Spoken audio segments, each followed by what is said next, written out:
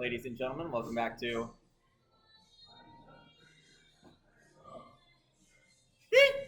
Let's Go Sportsball podcast. I'm your host, Norman Ron, and we're back. College football is back in session. Yes, it has returned. The NFL is coming up next week. Yep. Actually, no, this Thursday. Oh yeah. So Cowboys Cowboys and Texans. I'll have to look. Yeah, so, I just know the Cowboys are playing. It's been a bit. We're back. We had some difficulties last week. Scheduling schedules didn't line up. I had to go do something, and I didn't have time. And I had a football game on Monday. And then, you had like a million plus things to do last week. So Yeah. So, obviously there's been a lot of stuff going on. We have a lot to talk about. One thing I want to talk about, the irony. Because, Ohio State and then a team in Michigan. Get out of here. So, we're going to get started off with some basketball. There really hasn't been that much going on in the realm of basketball lately. So, starting off, this relates to hockey in a way. My first story. So, Sean Thornton, former NHL player and current chief revenue officer of the Florida Panthers organization, is stepping down from his role after winning 2 Stanley Cups on the front office staff and joining the Atlanta Hawks as their senior vice president. Huh? Yeah. Huh? That's kind of odd. Yeah, but I mean, I've seen it. I've seen it happen like once or twice, so it could be a very interesting move, I think so. You never know. I think so. The Toronto Raptors are appointing general manager Bobby Webster as the team's head of basketball operations, and the sides have reached a new contract. Webster joined the Raptors in 2013 as Masai Ujiri's first hire, and now lands the top executive role. Webster, 40 years old, is entering his 21st season working in the NBA, beginning with a role at the league office from 2006 to 2013, then joining the Raptors. He will begin his 9th season as a general manager. Wow. A lot of stuff. Yeah. So as of recent, we had the John Wall retirement. Yes. And with that out of the way, that means that Paul George is the last man standing from the 2010 NBA draft class, which is, PG-13 podcast. Paul, is that his nickname? I don't know. It's PG-13. PG-13. Yeah, no. I just didn't remember if people were making fun of him for his podcast or whatever. He is still in the hat one. I forgot. But yeah, so PG-13 is the last man standing. So how about that? As he mentioned, 5-time All-Star, NBA All-Star John Wall did announce his retirement. I thought we talked about that last week. Nope. It came out August 19th. My bad. But yeah, so he's retired. Which, first off, he had a song named after him, literally called John Wall. Do the John Wall. John Wall. But congratulations to him. Unfortunately, I don't think he's ever won a national championship. NBA championships thing. Oh, you're just saying that because of what you're like. So we got a dog coming in here, but yeah. So he's best of luck in retirement to you, and it stinks. And speaking of last men standing, LeBron James has outlasted the 7 first overall picks that followed him. Yeah. So obviously John Wall retired, then Blake Griffin also retired, Derrick Rose is gone, Greg Oden is gone, Andrea Bargnani is gone, Andrew Bogart. Some guy named Andrew is gone, and Dwight Howard is gone. So therefore, LeBron James, who was drafted first overall in 2003 by your Cleveland Cavaliers, is the last man remaining. So, I mean, that man's had such an incredible career with that longevity. I mean, wow. He's had a great career. Yes, God bless you. Okay, don't do that. Free agent forward Jalen McDaniels, not to get confused with Jaden McDaniels. Yeah, I was about to say, wait. Has agreed to a deal with the New Orleans Pelicans. Don't have any monetary statistics on the contract, but he has averaged 6.7 points and 3.3 rebounds over 6 NBA seasons. So that's almost like a point, 1.3, 1.2 and a half, 1.2 maybe per season almost. Probably. Somewhere around there. Didn't he, like, a couple postseasons ago get really pissed off and then punch a wall and he broke his hand or something? Might have been. I think that was him. He was like, he tried to fight the wall and the wall won. Not John Wall, of course, because he was probably out doing something else. So this is some really weird news that I did not expect. I'm easy. I know a dog has arrived and... Oi! Alright. Yes. Go back over there. Sick him. Come on. Sick him. There you go. Go over there. Or don't, you can just ignore me. That's fine too. So Shaquille O'Neal, probably one of the greatest centers. What a guy. Has agreed to a boxing match against well-known Philadelphia bodyguard Charlie McAlston. Oh my god. I mean, all he has to do is just go like, and then he's good. I don't know. I still love that video of Shaq trying to go out in public like undercover, and then that doesn't work. And then the first guy he passes, he turns to him and goes, "Hey, what up, Shaq?" Like, I'm sorry, but you are the Jolly Green Giant. Everybody's. Don't you think somebody's gonna notice? Yeah, somebody would notice at some point. Marco Bellinelli. That's a name. Yeah, I think it's Italian just by the flag. Bellinelli. Okay, now. He has announced his retirement from basketball at age 39. Bellinelli spent 13 seasons in the NBA and won a championship with the Spurs in 2014. Izzy, you can get on the podcast later on, okay? I thought the Warriors won in 2014. I don't know. No, Spurs won in 2014. I need to freshen up my knowledge on all that crap. So in some other news, Jeremy Lin has also retired. Just announced literally yesterday. Yeah, so Lin's sanity is over, folks. Yeah, I mean, oh well. He had a good career. I miss his little. Didn't he have a mohawk? I think. I don't remember. I do not remember. I think he did. Luka Doncic, who, if you remember, I think it was last episode that I talked about, injured his knee. He has been cleared to play in Slovenia's game this past Tuesday versus Great Britain. So he has been cleared and back in playing basketball, which is good. Wow. That would have been great. Wait, Britain plays basketball? Yeah, it's the IIBF. IBFA. Oh, yeah. International Basketball Federation. I don't know.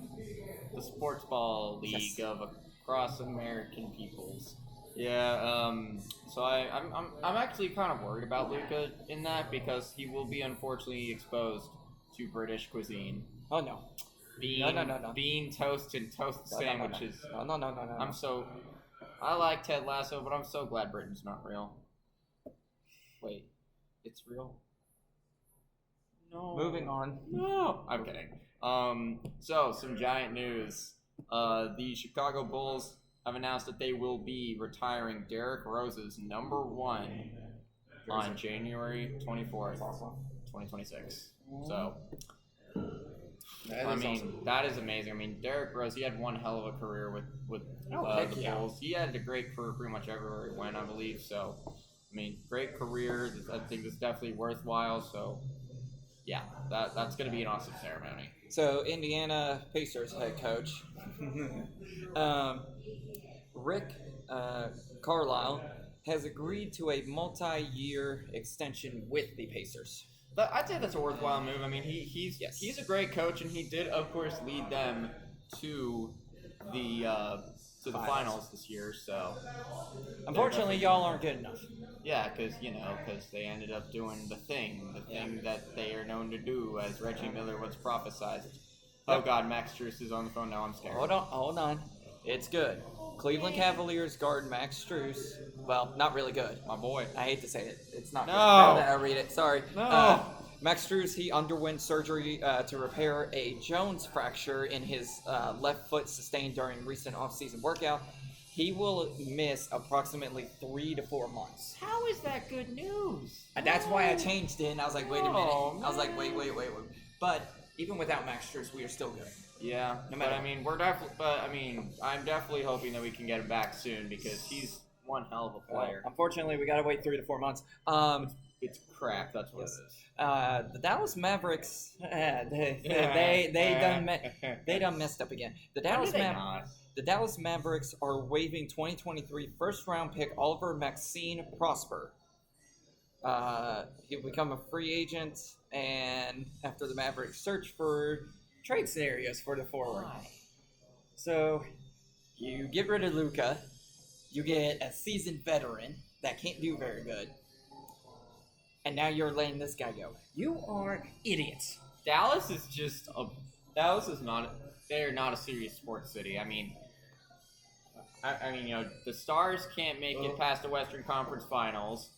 The Mavericks are doing this, and don't worry, we'll get to the Cowboys later. If you don't know what we're talking about, We'll get there when we get there. So in other news, the only reason Jonathan Kuminga has not accepted the Warriors' offer is because he just doesn't want to be a Warrior. Oh my gosh. So Kuminga is looking to get out of Golden State.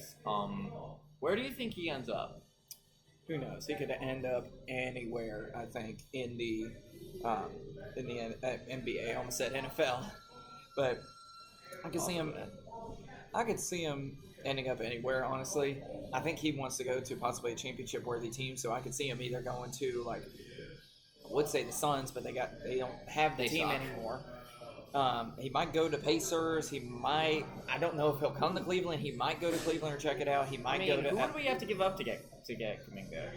I don't think we would have to give up much. I guess we could give up some draft picks and possibly some draft picks and maybe some bench players. We will trade Donovan Mitchell in exchange for the greatest basketball player of all time. His name is Al Horford. We're not giving. Please don't give him up. That was I would give up and go back to semi-rooting for the Magic. So, last thing is that Malik Beasley is still under investigation in the gambling probe and could face charges. Hey, just quick question to all the pro athletes out there, because I'm sure all of them watch this show. How hard is it to just not open up DraftKings and bet on your own games? Is it really that difficult? That is what I must know. I need to know. But yeah, you're suspending players over gambling and stuff, and it's like, let's go gambling. But moving on to the MLB/baseball, Rob Manfred is interested in expansion and realignment. Ooh. So here's how it would look. Looking at the National League, you would have the Midwest, Central, Southwest, and Northwest. In the Midwest, you'd have both Chicago teams, the Cubs and the White Sox. You would have St. Louis Cardinals, and you would have the Cincinnati Reds. In the Central, you would have the Colorado Rockies, Kansas City Royals, both Texas teams, the Texas Rangers and the Houston Astros. There you go. In the Southwest, you would have Los Angeles Dodgers, San Diego Padres, Los Angeles Angels, of Anaheim, and the Arizona Diamondbacks. In the Northwest, this is where it gets. So there's 3 more teams left. However, it would be in the Northwest. It would be Seattle, the A's, San Francisco, and a Portland team. Ooh.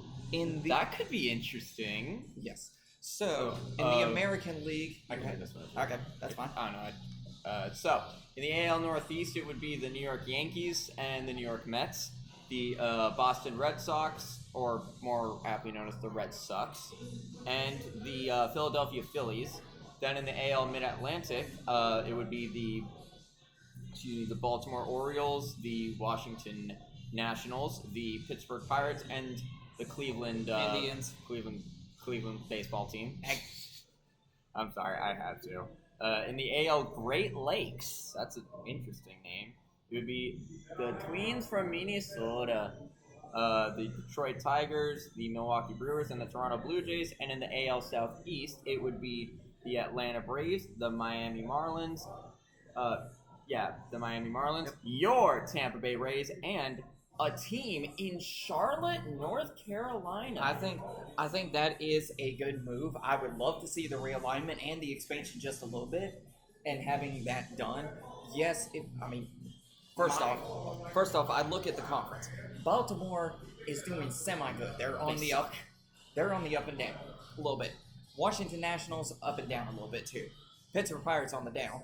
Cleveland is up there at the top right now, currently, I believe, second in their division, and then they are just still behind on the wild card. Hey, they're doing They're doing good, like a lot better than I figured without Clase. Yes, Well, Clase and Oliver. Oh yeah, that's true. So yeah, they are third in their division right now. So we have definitely dropped in the wild card standings. Then let's see. Yeah. Where's that cutoff line? Oh, you guys are right ahead the Rays. Barely. Please let his team die. You need to catch up with 2.5 games first off. Yeah, I do. In order to catch up. Yeah, with we do. But why do I keep saying I'm not a freaking Ray. But I would love to see that kind of expansion, especially now that you already have a Seattle, Washington team. You don't really need one in Portland, Oregon, which is a state that's above it. No, yes. below. No, below it. Wrong way. Washington is all the way at the top. How do you not know geography? Shush. You fool. But I would love to see that, plus a Charlotte team. That would make it a lot easier for us. I'm going to say I still think Nashville should get it. Okay. That's my opinion. That's just my opinion. I can see that, but at the same time, you have to look at like certain things. So, right where we're at, you think of the 3 clashes together that you're going to have. You're going to have people that want to like Charlotte because it's the closest team. You have people that like Atlanta, and you have people that like the Cincinnati Reds. All 3 of those teams would be in this or kind of in the same area. There's not a lot of people that are rooting for like Florida teams or anything like that because they're not close. You only have the closest one is, like I said, Cincinnati or Atlanta. Yeah. So I think it's a good move adding 2 more teams to that. Plus, people in Portland or people in Oregon, think about it. They don't really have a baseball team. You either have to drive all the way up to Washington, go down to Las Vegas, or you go over to California. Yeah, and stuff like that. But like the reason why I say Nashville is because look at the Speedway Classic. Like people showed up big time for that, and baseball is huge in the South. So I think it could work out well. But that's just me. I'm not like a big. I'm not a big businessman. Leave your opinion down in the comments. So some other news. Zach Wheeler. This is gonna be a huge hit for the Phillies. Wheeler is out for the remainder of the season as he will undergo surgery for a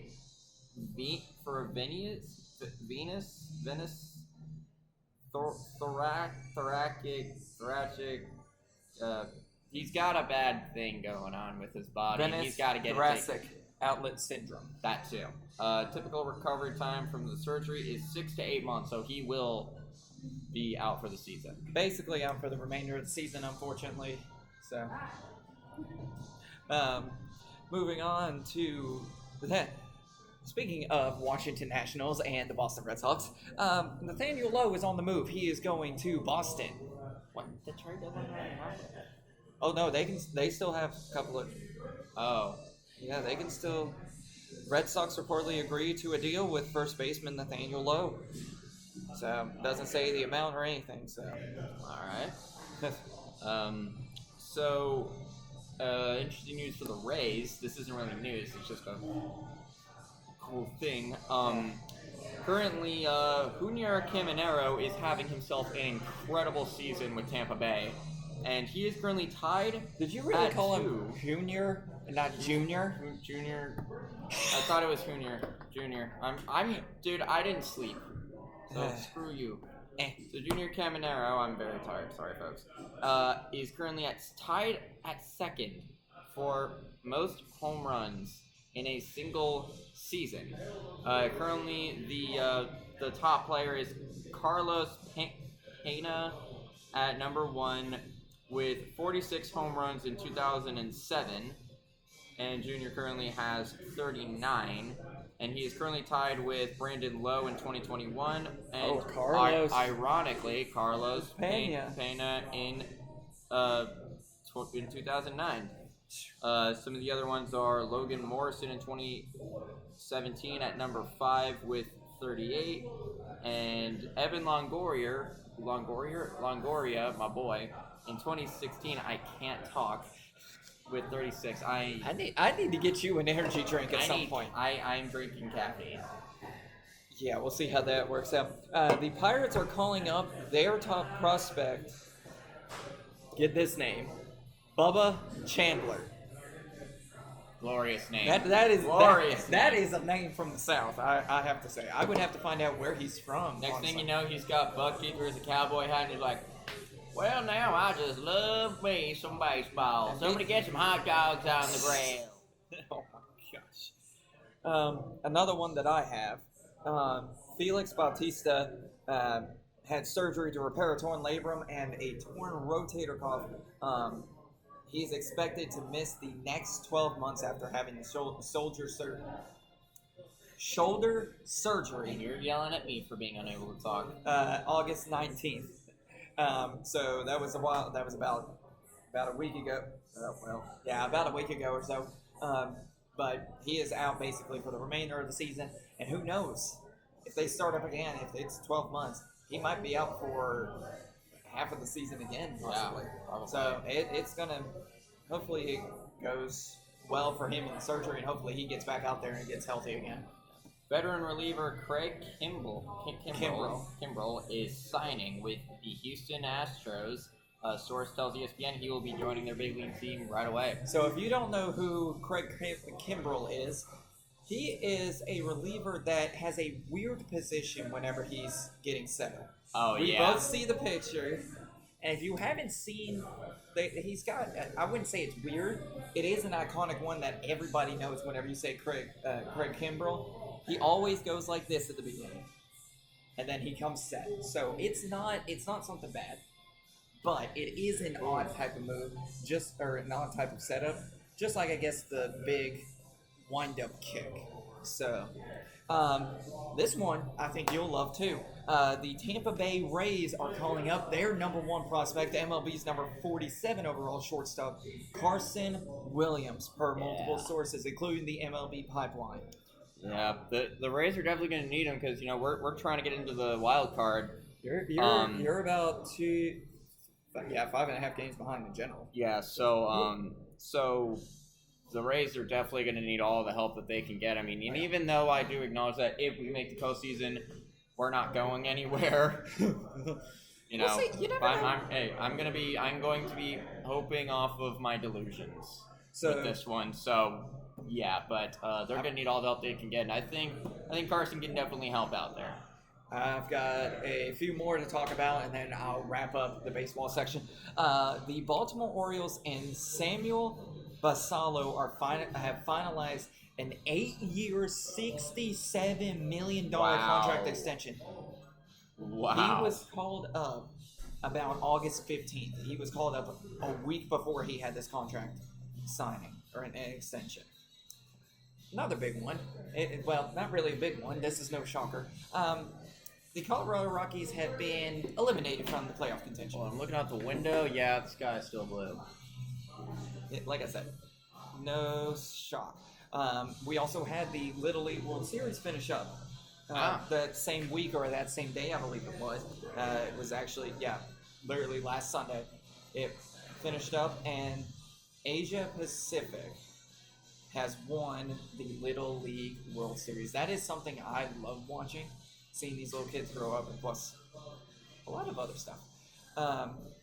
Nathan Eovaldi, likely out for the season due to a rotator cuff strain.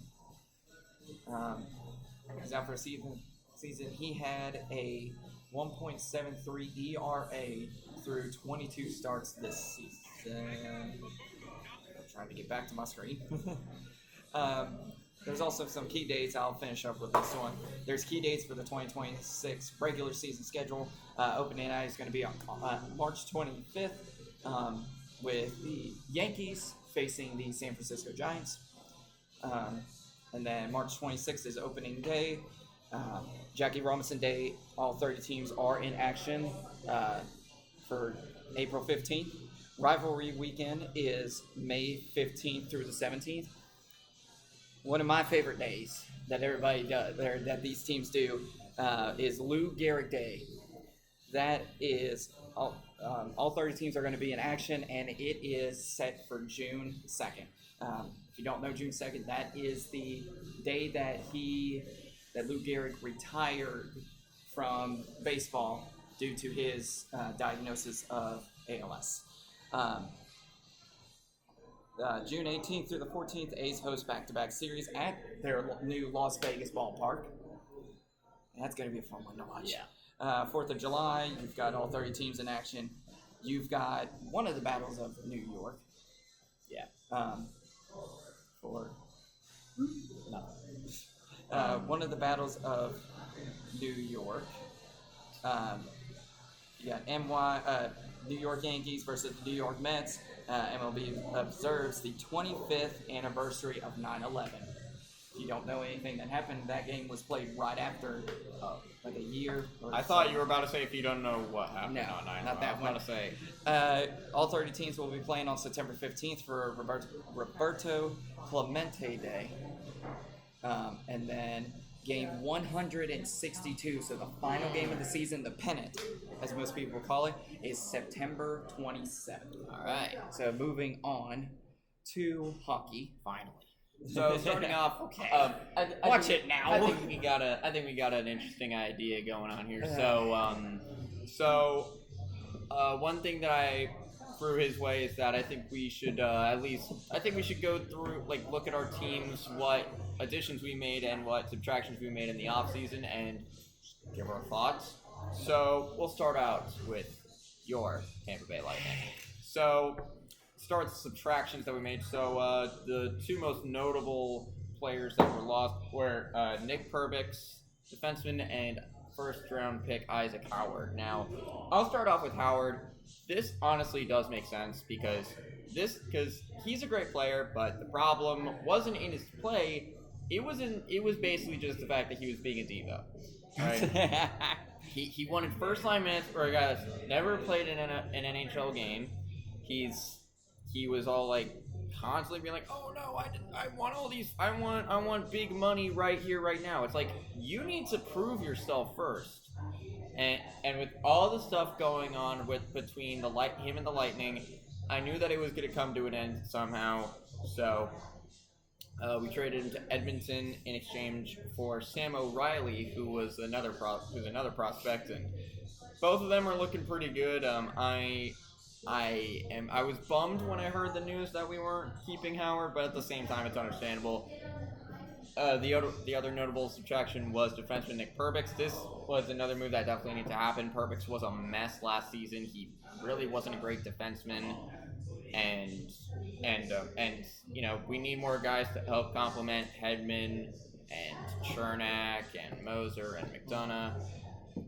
Lilleberg's starting to develop, and I'm liking what I'm seeing from him so far. He could be better, but I want to give him time.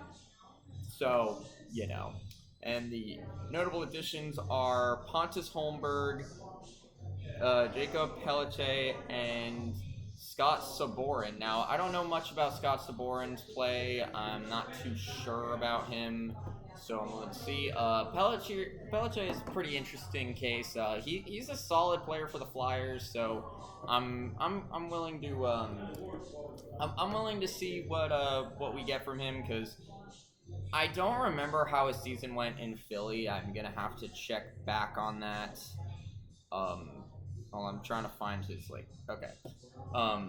And as for Pontus Holmberg, I'm very interested to see how he does. He's a right wing, and he scored in 68 games. He scored 7 goals with 12 assists and 19 points. So not the best, but he was also in and out of the AHL. So I guess, you know, there is that.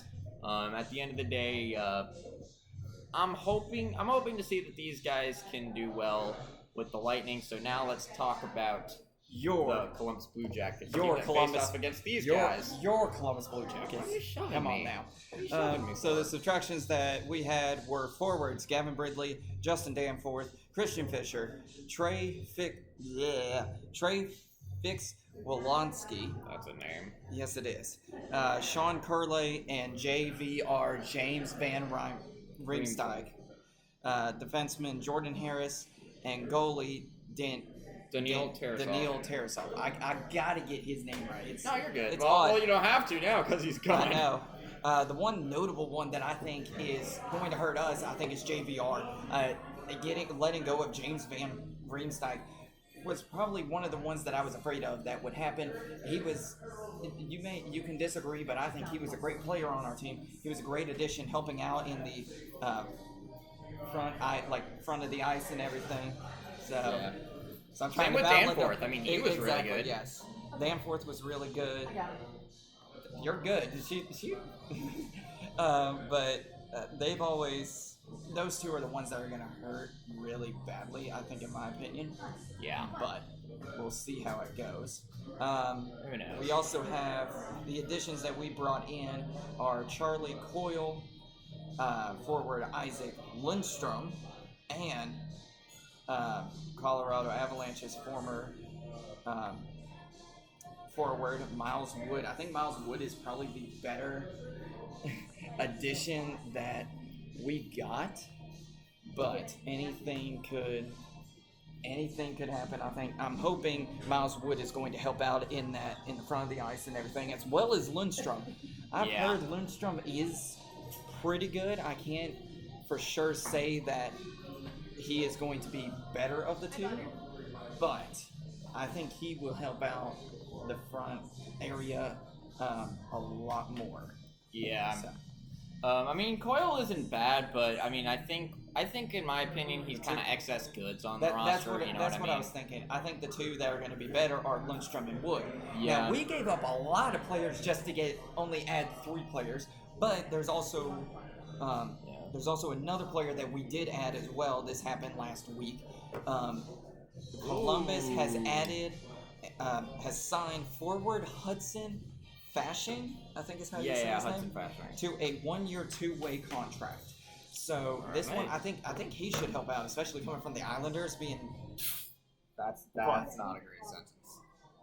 But yeah, he was in and out of he was really in and out of the NHL last year. He played 43 games in the NHL, scored 2 goals, 2 assists, and 4 points, and then he went down to the Bridgeport Islanders, which is their farm team in the AHL. And in 7 games, got 1 goal, 1 assist, and 2 points. So he probably just needs to get into like a new system. You know what I mean? Like, because there are a lot of players that they suck in this team, but then they go off to some other squad, and then suddenly they do great. So you and me both have the same story, and that's why I looked at your sweater. I was trying to see if you had a 91 on there. So. Giant news, the Detroit Red Wings, team that I'm wearing, but I'm not wearing his player, I'm wearing Gordie Howe. Yeah. Best Red Wing of all time. Argue with a rock. So the Red Wings will retire Sergei Fedorov's number 91 on January 12th, 2026. It's about damn time. I mean, God, what an incredible player. They should have done this way earlier. They should have done that when they had. I mean, I don't know why they're waiting till He's the only 100th Hall of Famer to be a Blue Jacket, by the way. Ooh. Yeah, I forgot about that. I don't think Rick Nash has made it yet. He was on the Blue Jackets. Yeah, he was there for like 3 years. Doesn't matter. Wow, 3 years. Okay. So, I mean, what a career for Sergei Fedorov. He won 3 Stanley Cups with Detroit in 97, 98, and 2002. I did all that without looking at my phone because I am just that big brain. Yes, you did. I did. In 1,248 games played, this is including in the KHL, he scored 483 goals, got 696 assists, and 1,179 points with 839 penalty minutes. That is he was such an incredible player. Three-time Stanley Cup champion, and of course, a Hall of Famer that played for the Blue Jackets. I didn't think it was possible either. I'm kidding. You guys have more Hall of Famers than Minnesota does. I know. Don't worry about it. You're all good. Yep. But yeah, so this was a long time in the making, and I'm definitely going to try to catch that ceremony. One this is a weird one, and I thought he was already gone.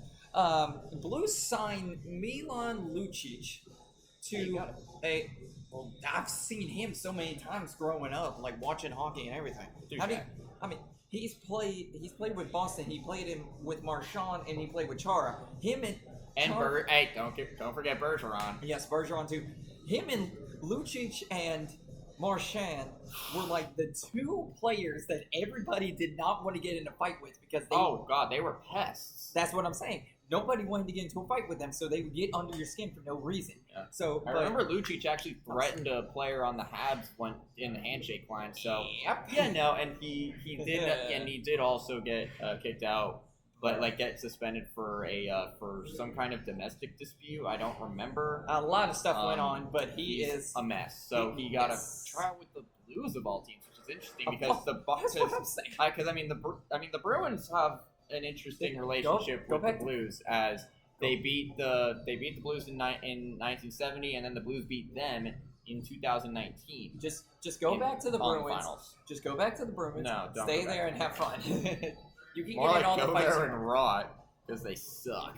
Yeah, well. Continuing onwards, Tyson Barrie has retired from the NHL.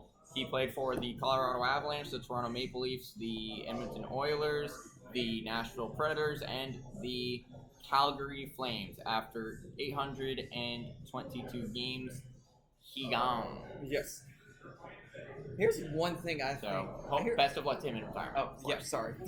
Here's one thing I think you might like, and you've got it pulled up too.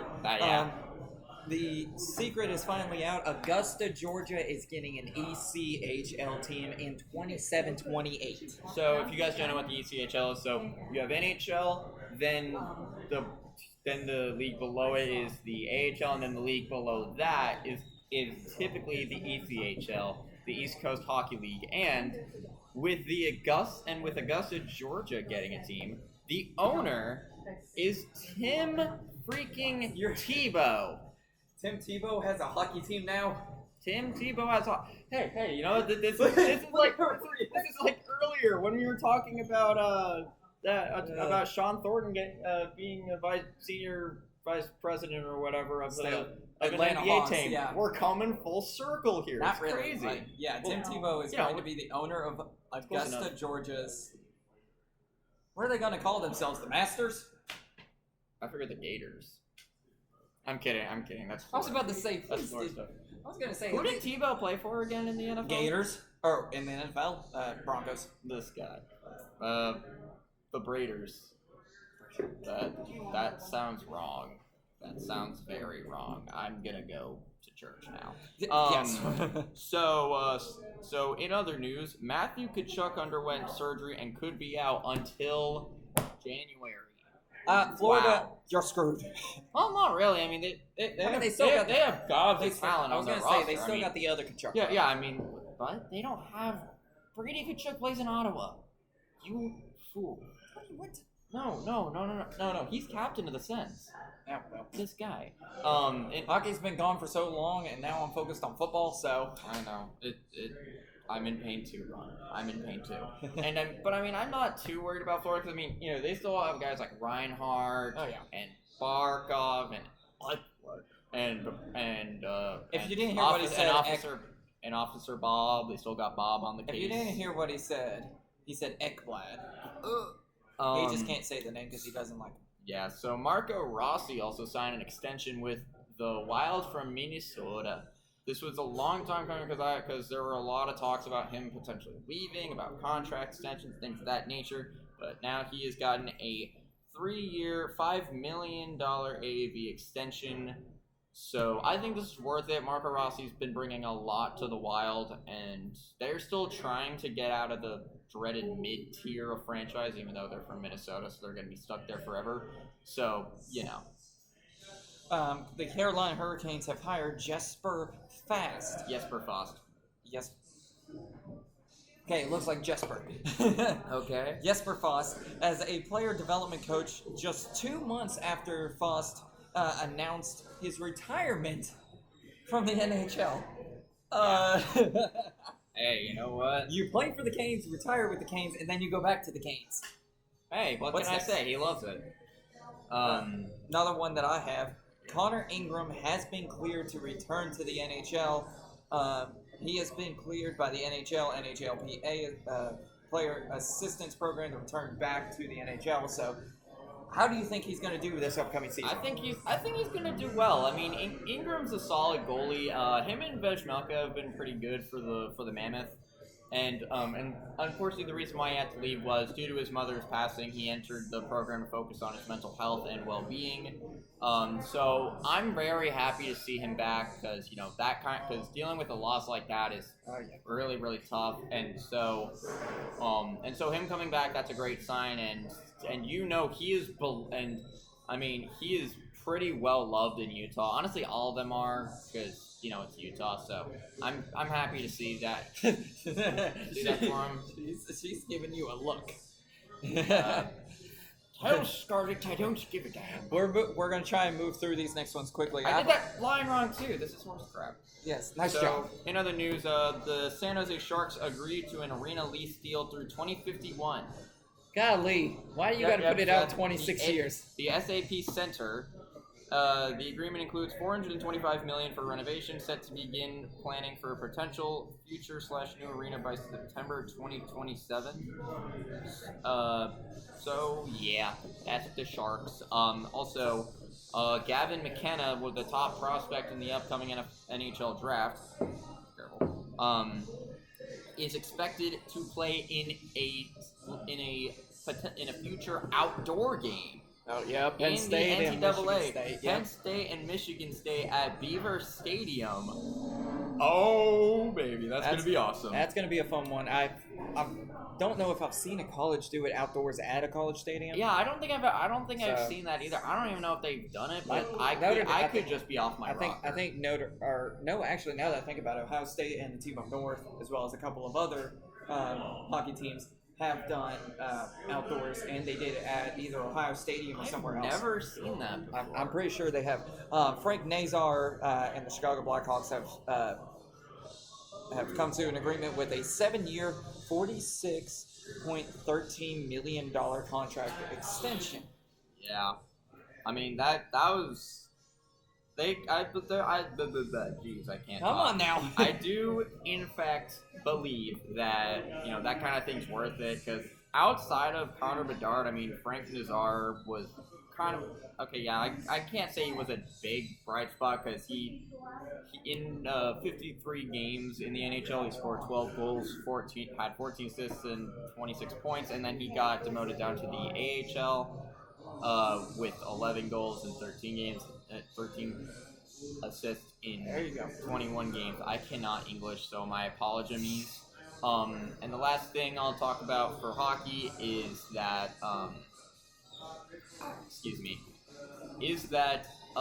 McDavid has said, I have every intention to win in Edmonton. So it's possible that he is basically saying, I'm not leaving, but you never know. That's not saying he's that's not leaving. Yeah, that's just he is going to go to the Columbus Blue Jackets and lead them to a 53 Cup dynasty because reasons. So let's get on to football, to the big stuff because there's a lot. So first off, we're going to start off with college football. There's a few things that we got to get off of our chest. First off, Ohio State won against Texas. Nice. 14-7. Tennessee also won against Syracuse. Okay, so now the Longhorn fan base is going to try to kill us, so we should probably get out of time. Okay, they faced us twice. They faced Ohio State twice, and yet they still don't know how to win against the Ravens. They still suck. Even with a new team. But Jack Sawyer is still your owner. But there's also some other games that has had. Tennessee beat Syracuse. I already said that. Suck it, Orange. Syracuse. Felt like saying. Syracuse, same friggin' thing. Move but on. Another thing, Alabama goes down to unranked Florida State. Clemson did lose to LSU last night as well. You also had a couple of FCS upsets against some FBS teams, including, what was it? I can't remember. It was like Telkin State or something like that against Army. Army did lose by a field goal, and they are an FCS team. This is the first one I've seen in a while. Yeah, I'm looking.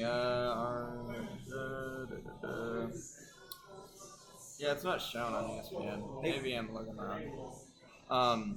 It should be. But yeah, so I just like that Florida State Bama game. I saw that when I was going into work, and I was just like, Bama is not a serious franchise. I mean, you lose last year. Your program loses to freaking Vanderbilt. How do you lose to the Railroad people, and then you lose to Florida State? I'm sorry, says the one whose college team has also lost to Vandy. I'm getting a. Do you want to know where my foot's gonna go if you keep talking like this?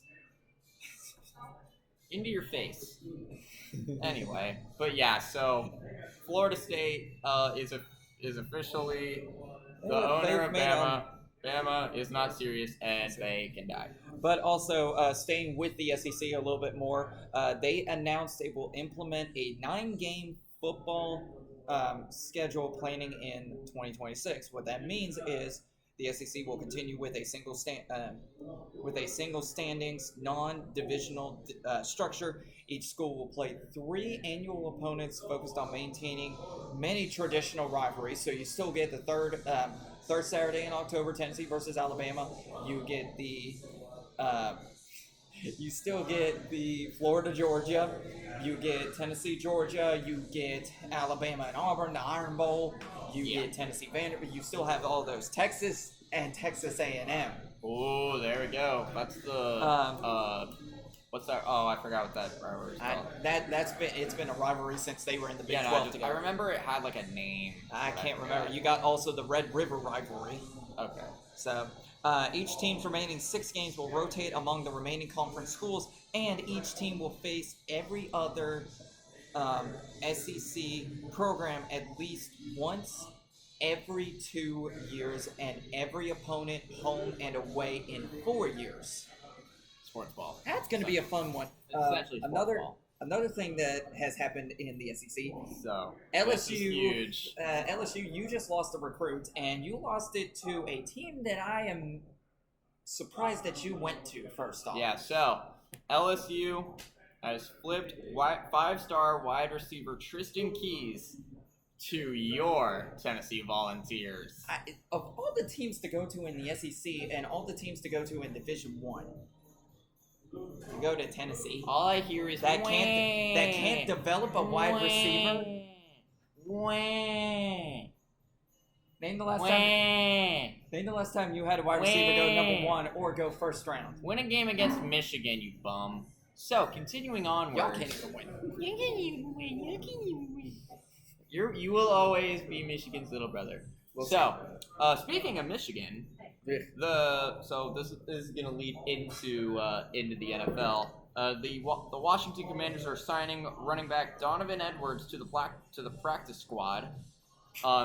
He's the former national champion at Michigan, originally signed with the Jets as a UDFA, but didn't make the final roster despite showing some flashes of his big play ability. So that could be an interesting move. I'm just not even going to listen to you because I know that you are in fact extremely biased. Also, Tennessee re-signed their coach Josh Heupel. That's how you say his name? Heupel. They signed this guy named Josh, who's also their head coach, and he's pretty good at being a sports ball person. So shut up. So let's just run through a few things in the NFL. I'll go ahead and start off. I'll rattle off at least 2 or 3, and then I'll switch it over to you.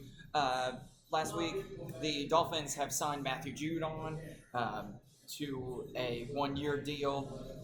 Xavier Howard, cornerback from the Miami Dolphins, is now going to the Indianapolis Colts. The Washington Commanders have re-signed wide receiver. Finally. They finally re-signed Washington Commanders wide receiver and former Ohio State Buckeye. You went to Ohio State? Yes, he did. I thought he went to Penn State. Nope, Terry McLaurin went to Ohio State University. I'm thinking of someone else.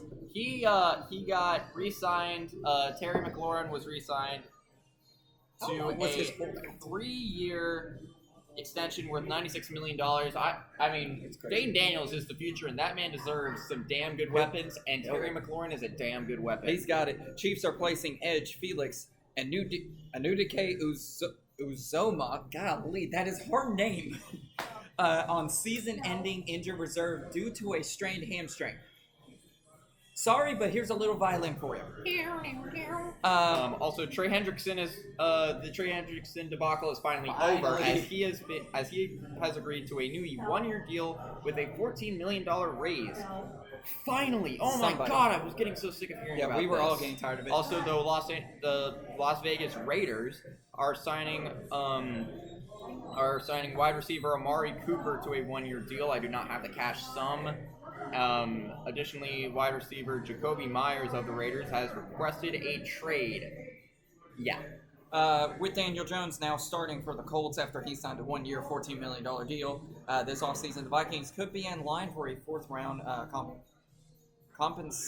compensatory pick in next year's draft, depending on his playing time. Minnesota signed Jones late last season, and even without him playing, it now could net them an extra draft pick.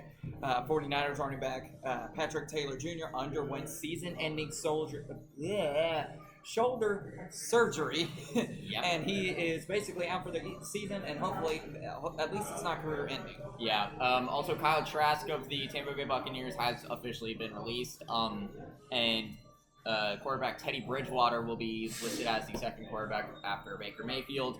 Honestly, I'm not surprised because Trask never really had a chance in Tampa because we brought him in, and then suddenly we got Tom Brady. And then after we lost Brady, then we got Baker, and both of them were infinitely better than Trask. And that's no offense to Trask, it's just he wasn't able to keep up. So at the end of the day, yeah, it sucks, but you know. Also, Kenny Pickett got traded. Okay, that's what I was going to get to. The Raiders. Son of a gun. He was traded to the Raiders, so the Cleveland Browns are still a poverty franchise. Give up a great quarterback. He's not that good. He's better than Shador. That's not a high bar, Ron. Doesn't matter. Better than Shador. Shador needs to get out of Cleveland now. We'll talk about the other Sanders brother here in a bit, because, oh boy. QB for the Bears. Tyson Bagent has signed a 2-year, $10 million extension, $16 million max. Browns have also agreed to trade defensive tackle Jawan Briggs and a 2026 7th-round pick to the Jets in exchange for a 2026 6th-round pick. You freaking idiots. Speaking of the Browns, they also signed quarterback Bailey Zappe to the practice squad after he was released by the Chiefs. So we downgraded again. The Cleveland Browns quarterback room now has Joe Flacco, Dylan Gabriel, Shador Sanders, Bailey Zappe, and the piece of crap that shall not be named. Yes, thank you. Vikings. See, I'm looking out for you. Thanks. And your mental health, Vikings are trading defensive tackle Phillips and a 2027 7th-round pick to the New York Jets in exchange for a 2026 6th-round pick and a 2027 and another 2027 6th-round pick, pending Phillips' physical. Phillips now joins Jawan Briggs as the second defensive tackle that the Jets traded for on Wednesday. Phillips now returns to the AFC East, where he played for the Buffalo Bills from 2018 to 2021. Yeah. Speaking of the Vikings are trading for Adam Thielen, wide receiver out of Carolina. So the Panthers are absolutely screwed because Thielen was like their one good receiver. Or if you're not, or if you want to be hopeful, then league it just needs a little more time to develop. And I'm gonna say that's not a great move by Carolina because now you're putting all your money on Cheddar-Roy McMillan, and there's no guarantee that he's gonna be the best wide receiver of all time. And Bryce Young, he's starting to develop, and he needs weapons. So you should have kept him around. He was your good receiver, and now you just have younger guys. One of them kind of sucks. You're cooked. And now here's another trade. The Denver Broncos are sending wide receiver Devon Vele to the New Orleans Saints for a 2026 4th-round pick and a 2027 7th-round pick. There were times last season when Vele reminded Broncos head coach Sean Payton of his former Saints wide receiver Marquez Colston. Now Vele is headed to New Orleans, and if he can play anything like Colston, the Saints will be thrilled. Except it's the Saints, so they're probably screwed. Yes. Also, as they should be, because screw the Saints. With Joe Mixon out indefinitely with an ankle injury, the Texans will rely on his boy, on his boy, veteran running back Nick Chubb, to lead their backfield. We'll see how it goes. Chiefs trade wide receiver Sky Moore to the 49ers for a 2027 pick swaps. Also, Demarcus Robinson from the 49ers has been suspended 3 games for violating the NFL's substance abuse policy. Gonna switch over to you real quick. Sorry. Yes, he's got to get his food. I just got food. And also the greatest beverage of all time. Not sponsored.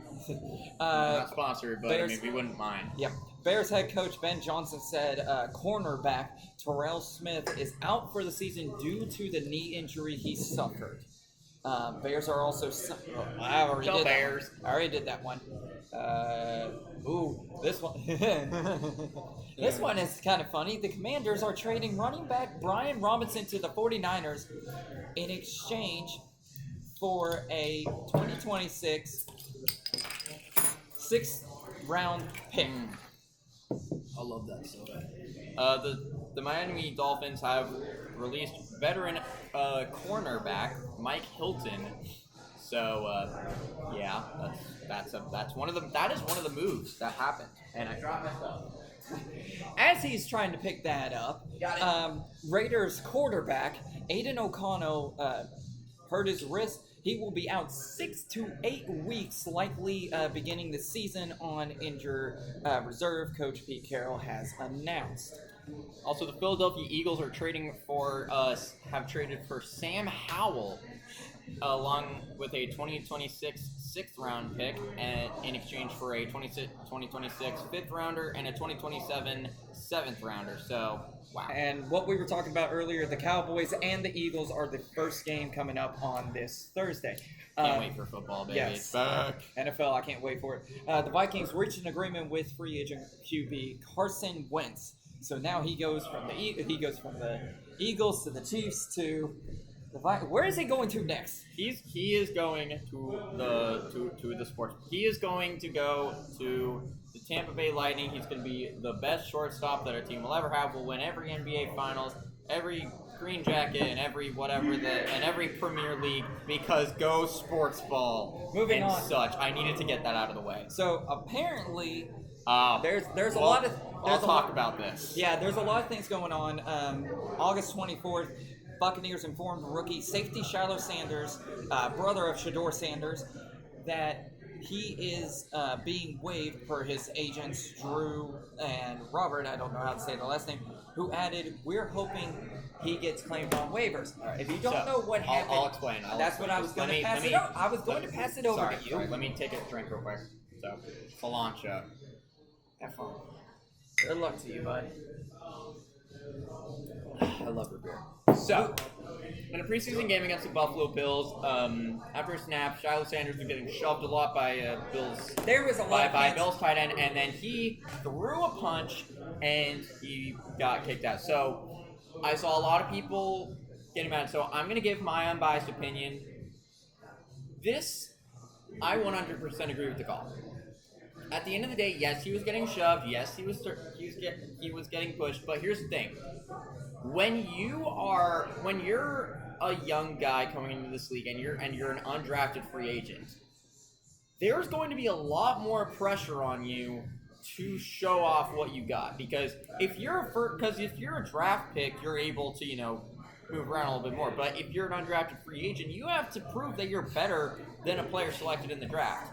Shiloh Sanders was not great. He wasn't horrible, but he wasn't that good. So even if he didn't do that, I doubt he was making the roster.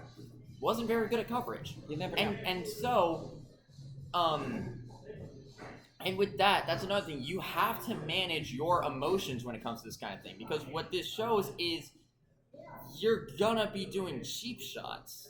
That's not good. You don't wanna seem like this emotional guy who's just going to start throwing punches and stuff like that, because that's not a good sign for a lot of GMs and whatnot.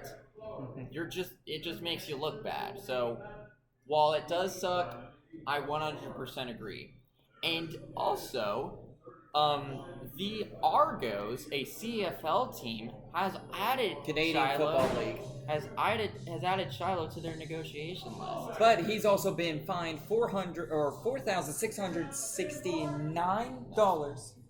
Yeah, I saw that. For the fight and everything, so he's not out of the woods. Chiefs are trading a 6th-round pick. I already did that. Let's see.